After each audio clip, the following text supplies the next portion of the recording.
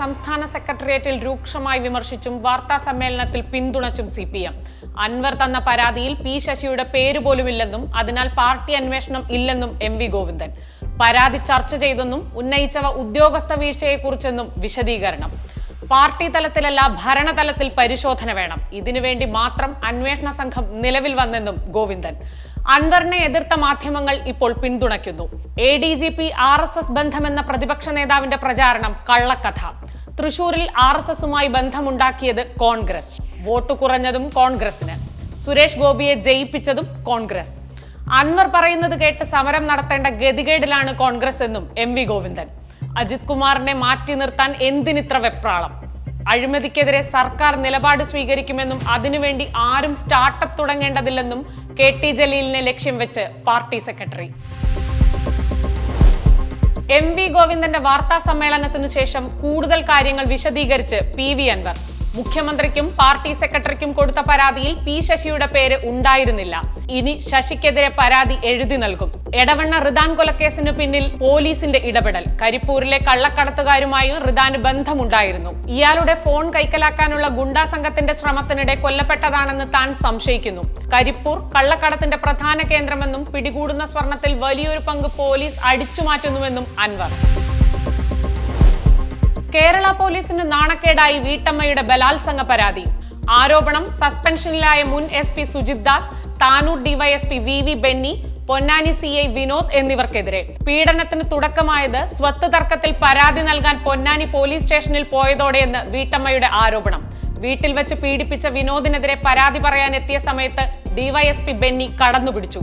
ഈ 2 പോലീസ് ഉദ്യോഗസ്ഥർക്കെതിരെയും പരാതി പറയാനെത്തിയ തന്നെ ചങ്കുവെട്ടിയിലെ വീട്ടിലേക്ക് ആഡംബര കാറിൽ കൊണ്ടുപോയി SP സുജിത് ദാസ് പീഡിപ്പിച്ചുവെന്നും പരാതിക്കാരി. കൂടെയുണ്ടായിരുന്ന കസ്റ്റംസ് ഉദ്യോഗസ്ഥന് വഴങ്ങണമെന്ന് സുജിത് ആവശ്യപ്പെട്ടെന്നും വീട്ടമ്മ. പരാതി പറയാൻ ധൈര്യം ലഭിച്ചത് സുജിത് ദാസിനെതിരെ അൻവർ രംഗത്തെത്തിയതോടെ. ആരോപണം പൂർണ്ണമായും അടിസ്ഥാനരഹിതമെന്ന് ഉദ്യോഗസ്ഥർ.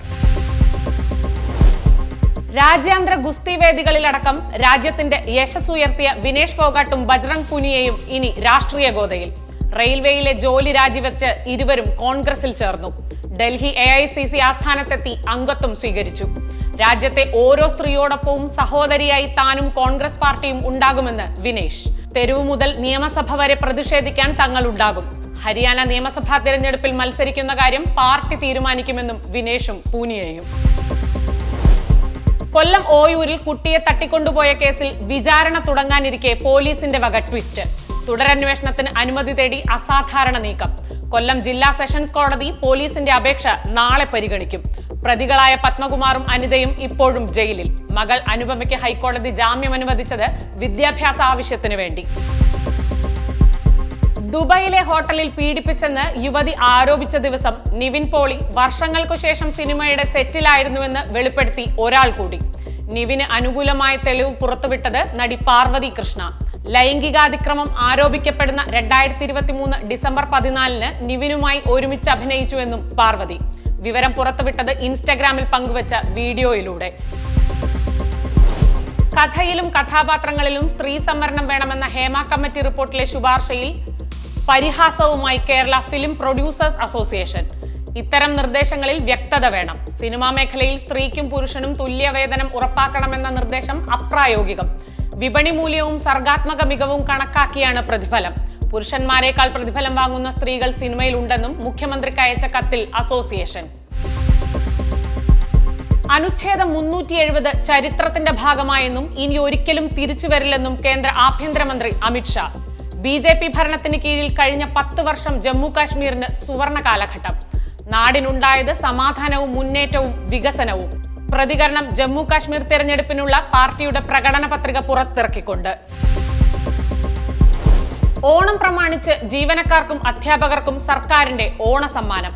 എല്ലാവർക്കും 4000 രൂപ ബോണസ്. ബോണസിന് അർഹതയില്ലാത്തവർക്ക് പ്രത്യേക ഉത്സവ ഭത്തയായി 2750 രൂപ. സർവീസ് പെൻഷൻകാർക്കും പ്രത്യേക ഉത്സവ ഭത്തയായി 1000 രൂപ അനുവദിച്ചു. പങ്കാളിത്ത പെൻഷൻ പദ്ധതി പ്രകാരം വിരമിച്ച ജീവനക്കാർക്കും പ്രത്യേക ഉത്സവ ഭത്ത. എല്ലാ സർക്കാർ ജീവനക്കാർക്കും ഓണം അഡ്വാൻസായി 20,000 രൂപ അനുവദിക്കും.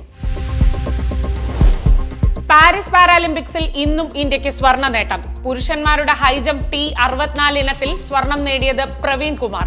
2021 ടോക്കിയോ പാരാലിമ്പിക്സിൽ 2.07 മീറ്ററോടെ വെള്ളി നേടിയ പ്രവീൺ തുടർച്ചയായ രണ്ടാം പാരാലിമ്പിക്സ് മെഡൽ ഉറപ്പാക്കാൻ 2.08 മീറ്ററാണ് ക്ലിയർ ചെയ്തത്.